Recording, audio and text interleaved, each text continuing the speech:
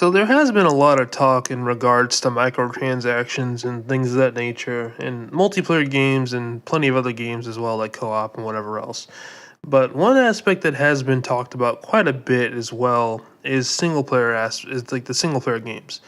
Um, a lot of people have, understandably so, come to the conclusion that single player games, for the most part, really at all, you know, are not really affected by the microtransaction problem that plenty of people have. You know what I mean? Like they assume that, okay, well, it's single player, so I'm only affecting myself, and if I myself don't care, then at the end of the day, why does it matter? You know? I mean, it's a very logical conclusion to come to, and it's not necessarily something that I blame people for. However, though, I think there's a couple misunderstandings when it comes to this conclusion, and I think there's a couple things that people need to realize when it comes to talking about microtransactions and single player. And so I'm going to be discussing why I personally believe microtransactions are actually not good in pretty much any game whatsoever, including single player games. So let's go ahead and get started. Now, really, honestly, in order to understand why they are bad, you actually have to understand the whole purpose of playing a game, any game, period, whatsoever, a competitive natured thing, whatever game it is. You have to understand the whole point of it. And it all comes down to that keyword that I mentioned, which is competitive. And no, I'm not talking about pro sports or esports, professional types of things. I'm not talking about that whatsoever. I'm just talking about the very nature of what a game is. If you really think about it, every single game in existence, whether that be a board game, whether that be a sport, whether that be a video game, co-op, online or local multiplayer, and even single player, they're all competitive in nature. Why? Because at the end of the day, you have to do something in order to get a reward. And that reward is well worth it once you get it, but in order to do that, you have to overcome a challenge. And that challenge provides a competitive edge to you that you want to overcome. It's very simple. Does anybody really disagree with that? I don't think anybody would. I mean, just think about it.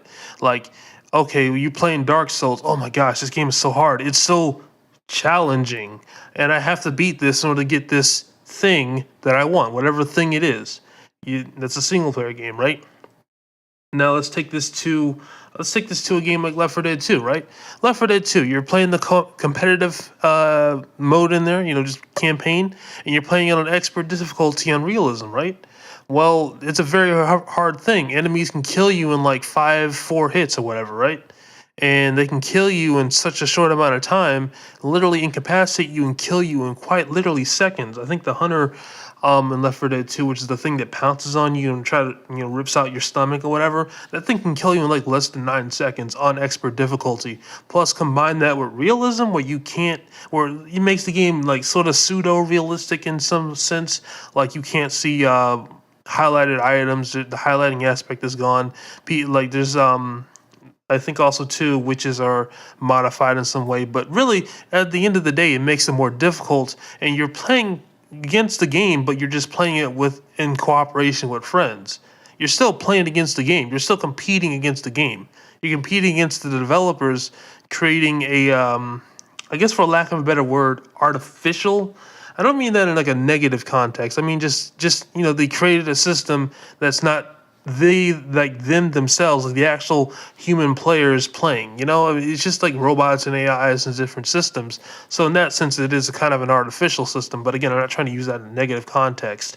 Just saying, like it's a system that you're competing against the computer and basically is what I'm trying to say. It's just that with co-op you're competing it with friends as well, and the only difference between like co-op and single player is that, well, you remove the friends aspect, and so basically you're competing against the game itself just with single player. And of course multiplayer, whether it be local or online, you're competing against other human players. And sports, board games, basically the same thing. It's just that with board games, you're doing it on a physical level, and with sports, you're doing it on a physical level that also that requires plenty of energy, like physical movement and everything like that. So that's basically what it is. Of course, sports, the amount of energy required can differ. Like a sport like throwing darts, that can differ from playing freaking football or soccer or hockey or baseball, whatever else. So At the end of the day, we've established that games in their nature, no matter what they are a competitive thing. They are all a competitive aspect. And so let's talk about this from the aspect of multiplayer games, right? So let me pose you a real quick question. Just very simple question. What's the last multiplayer game you've ever played, right? Whether you're a multiplayer gamer or not, just think of a multiplayer game, and let's just think about this from the challenge aspect, right?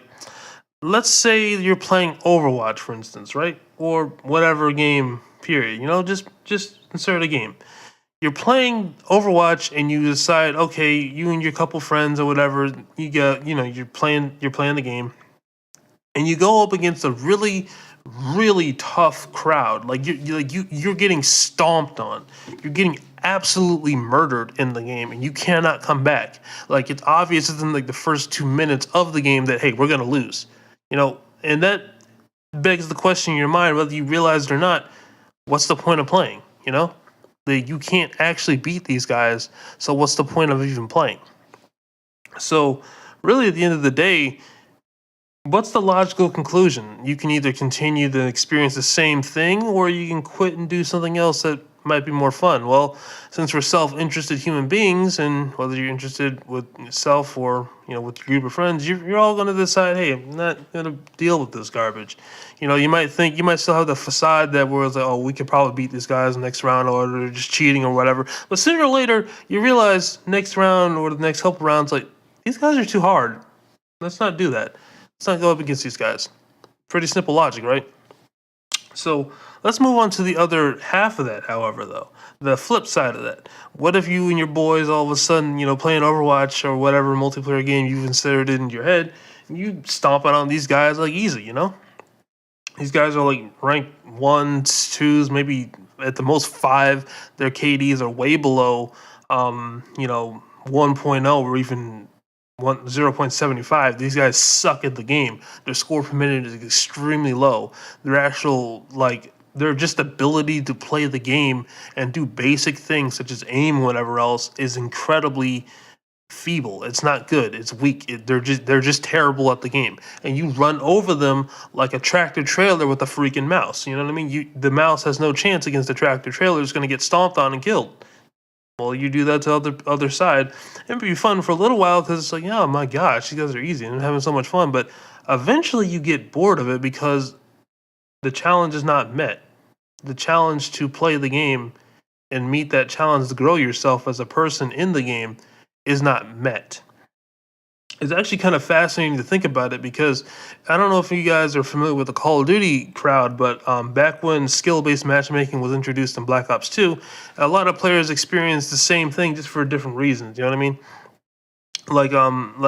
The way just a quick overview, Call of Duty is a very simple game, very easy, and for a lot of people that's been playing it for an extremely long time, the only real way they can accomplish that goal is to just simply stomp on their players. But when you equalize everybody across the board on Call of Duty, it kind of removes that fun factor of being able to beat players, and basically they just lose interest in the game. It's kind of how it works. Honestly, it's kind of funny when you think about it. The flip is like the same type of thing also exists for other games. Like for example, a lot of players in Overwatch, they actually do prefer to play ranked over quick play. Why? Because quick play is too easy for them, and they need a challenge. It's kind of the same thing, just kind of in reverse in some respect. If that makes sense, then you're catching on, and hopefully that made sense to you. But in essence, what I'm trying to simply say is this: when you play a multiplayer game, you can't have it too easy because you get bored, and you can't have it too hard because it gets too frustrating. Why? Because the challenge is not met to be able to actually grow as a person and feel like you're actually overcoming a challenge. Because at the end of the day, you either feel like you can't overcome the challenge because the wall's too high, or you can overcome it too easy because the wall's too short. There's no real growth possible there. Because again, the point of a game, any game whatsoever, is to have the challenge. That's really what it is. So now let's apply this logic to cheat codes, right? the old school cheat codes, or even the games like back in 2008 or whatever, or 7 or whatever. I remember this game, the Conduit. I've talked about this game a lot in my older videos. Um, but the Conduit, the single player in that game had cheat codes, right? And really, truth be told, you could insert these cheat codes whenever you wanted to. Um, and it had some cheat codes. I believe it had a God mode type cheat mode. I know it had like a one hit kill, at least a one hit kill mode in there. And I remember one time, actually, just kind of a funny off topic thing. I remember this one cheat code I inserted in there, and actually I found out that it makes basically every enemy um, pretty much go into a fire. Like they actually dissolve into fire for some reason. It's kind of weird, kind of funny, but it was kind of cool too. But that's what cheat codes do. They just give you little fun things to do, I guess. But at the same time, though, why they're called cheat codes, because you can cheat the game. Now, let's apply this to no, like I said, let's apply the whole you can't have it too easy, you can't have it too hard type of thing with cheat codes. Cheat codes are basically they make it too easy type of thing, because at the end of the day, you're granted yourself power in order to skip a part of the game. Now the problem with this aspect is that cheat codes inevitably cheat the challenge of the game. That's why they call it cheat codes, all right? That's why we call them cheat codes, because you cheat the challenge. You don't get the challenge. You skip the challenge. It's if somebody asked you, "Hey, dude, I need you to jump over 10 feet in the air from this side to the next side." Well, then all of a sudden, you decide, "Oh, well, screw it. I'm just going to simply do something else instead." And so I'm going to take this little thing, whatever it is, to kind of go across here easier from one side to the next. You're kind of cheating yourself. There's no challenge there. You know what I mean? It's kind of the same thing. You're just basically, it'll be as if somebody told you, "Hey, can you cross from this state to the next state in a couple of days?" But then all of a sudden, next thing you know, you take an airplane and say, "Hey, I did it." But no, you just took an airplane, dummy. Like, what? Anyway, if that made sense, good job. But regardless, that's why they're called cheat codes, because you're cheating the challenge, right?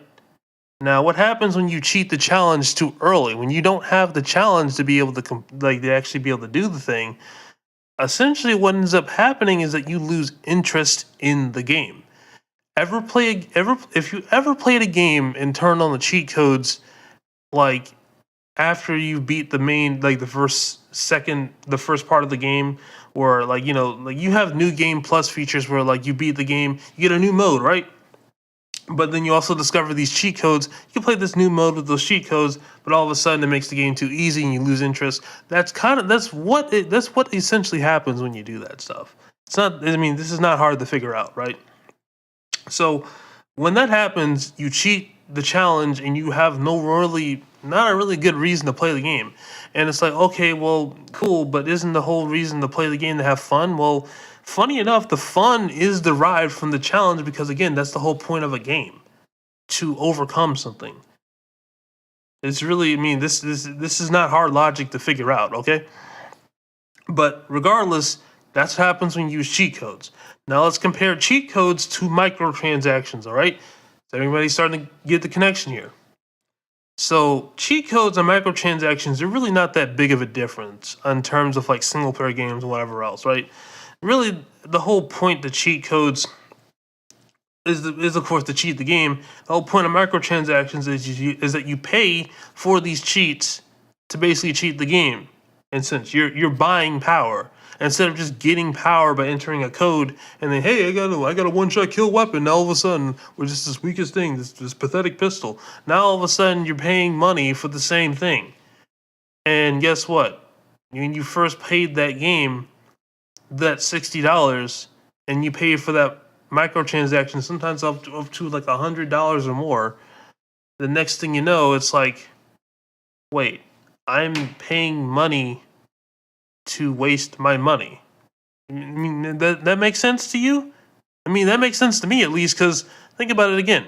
Let's use like a real life example, right?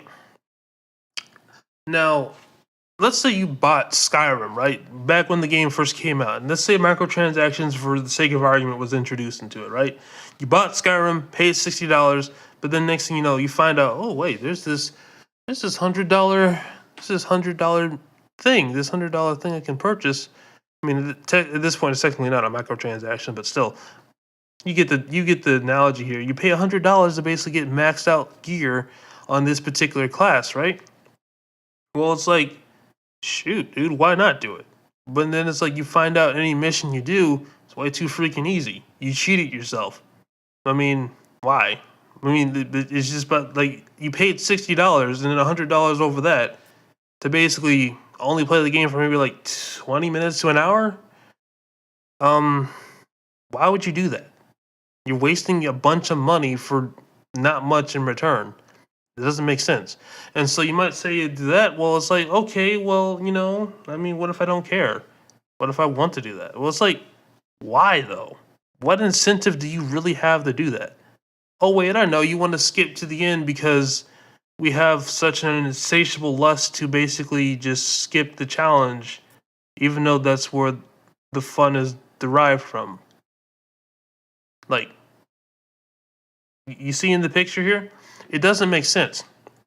Really, the only difference between a microtransaction in a single player game and a multiplayer game, or I guess you could also say co-op as well, but we'll just stick to single player multiplayer because it's easy. Um, really, the only difference is that you're either directly cheating yourself or you're directly cheating other players. But at the end of the day, you're still cheating other players. I mean, you're still cheating somebody. And at the end of the day, why would you want to cheat yourself out of money that you could have done? I mean, let's just think about it like this, right? You paid $60 to do the same thing where like you only get like an hour or so, maybe 2 hours, maybe 3 hours of playing this game versus months on months and potentially even years of playing this one game that you could have enjoyed so much more had you not spent the $100 towards microtransactions. I mean, this is not that hard to figure out. And with those $100, you could have easily spent that on another game, which you could have spent even more months and years on. Probably even 2 games or so with some deals or whatever. Maybe 3 at the most, if they're like all new games or whatever. You could have done something else like paying bills, food, going to a good movie with your girlfriend or wife. Maybe seen the new Wonder Woman movie or something. I don't know.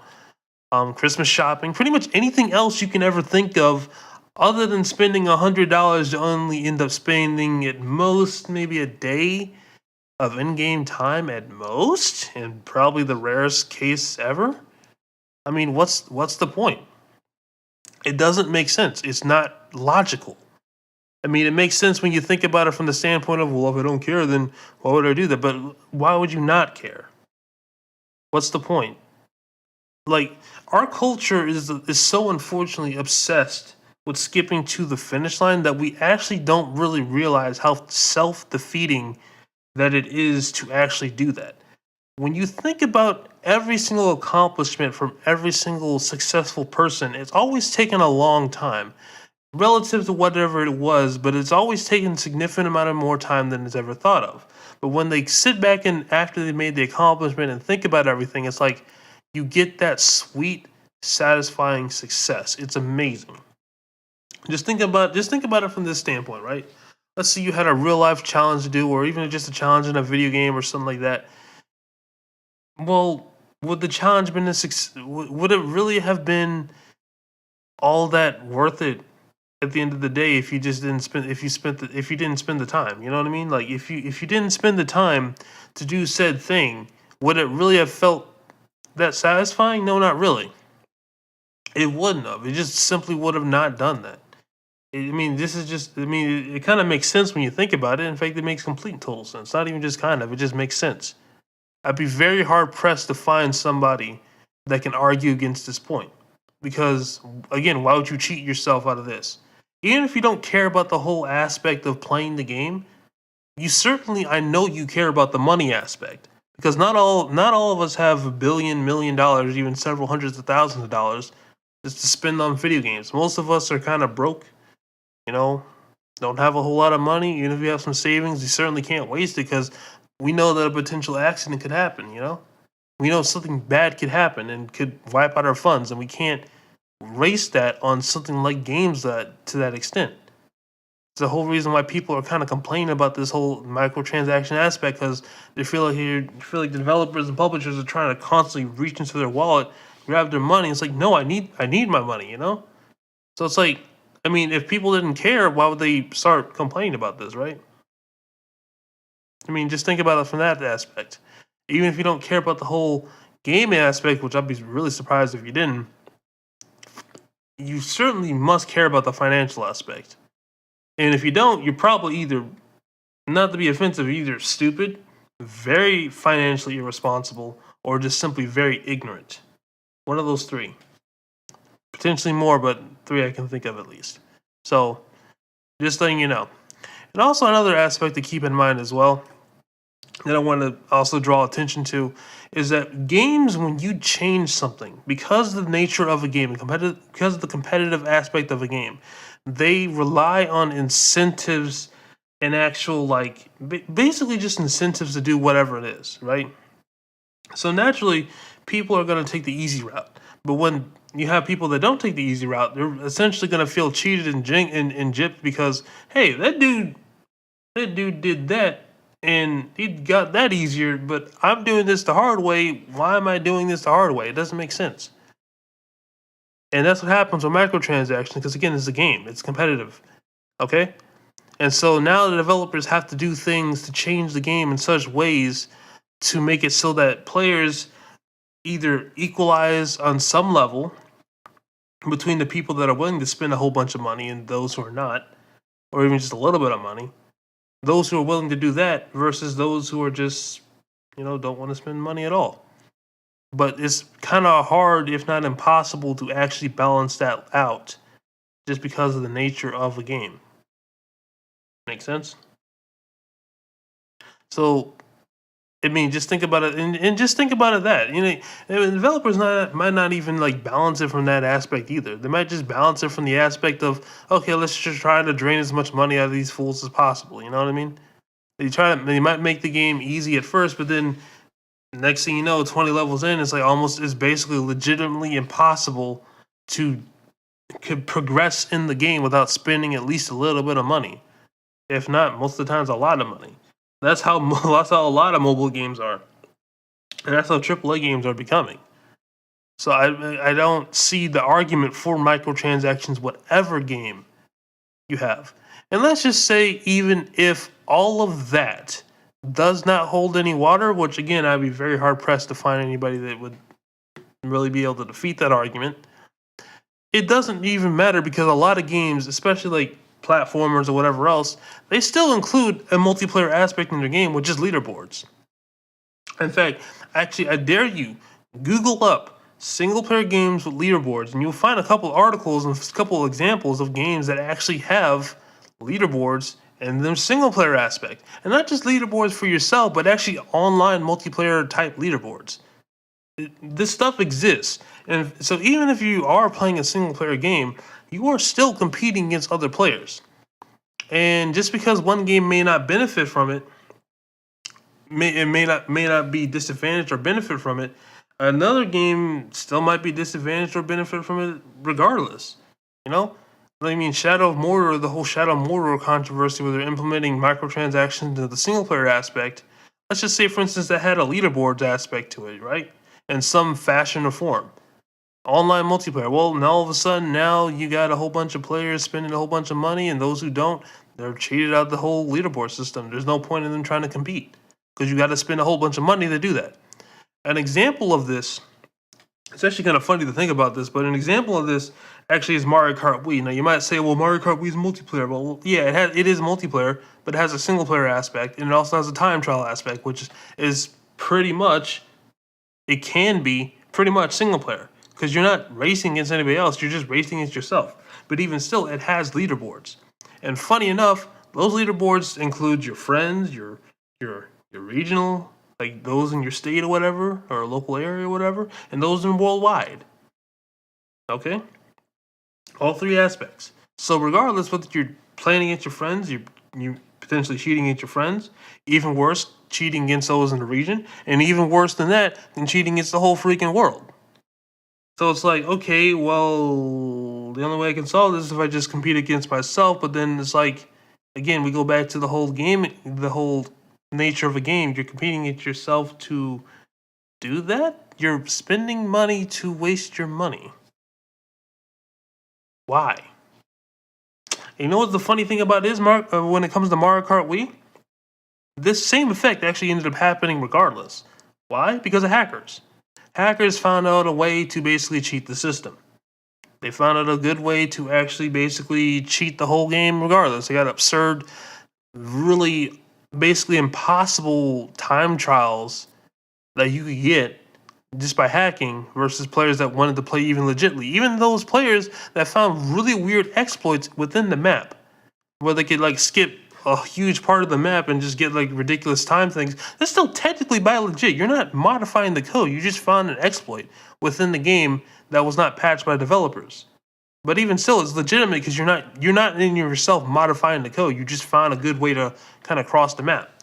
So even still, you're still getting cheated, even if you use that aspect, right?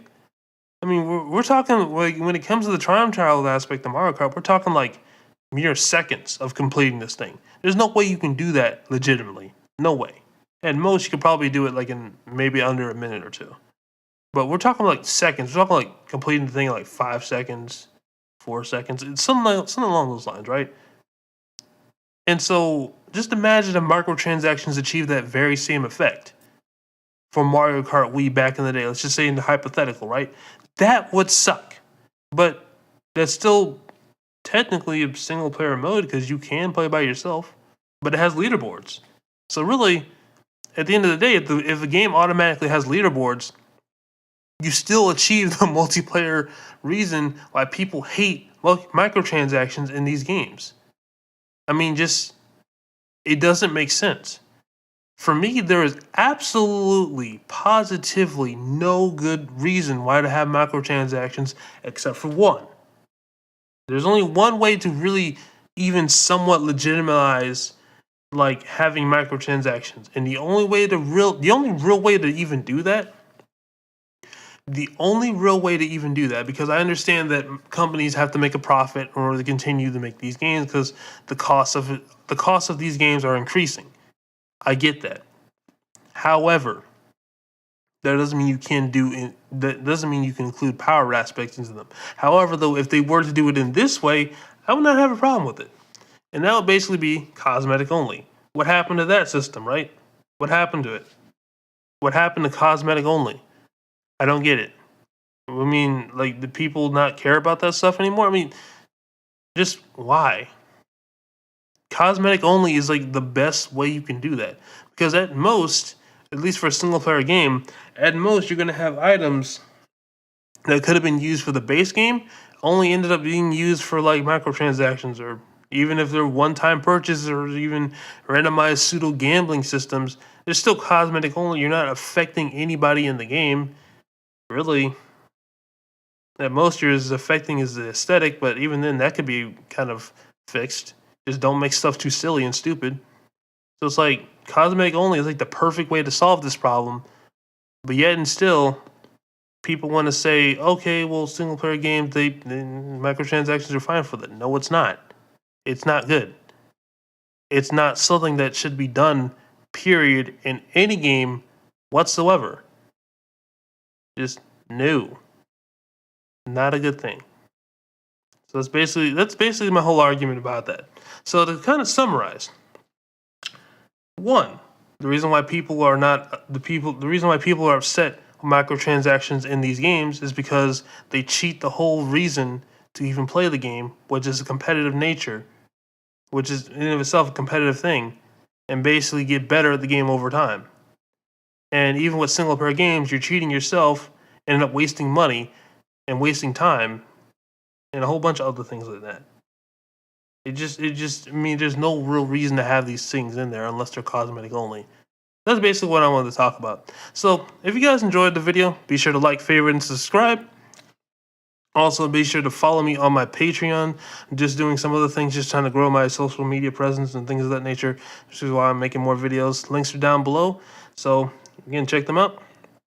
Thank you all for watching. Hopefully you guys enjoyed the video, and I'll catch y'all later in the next one. Goodbye.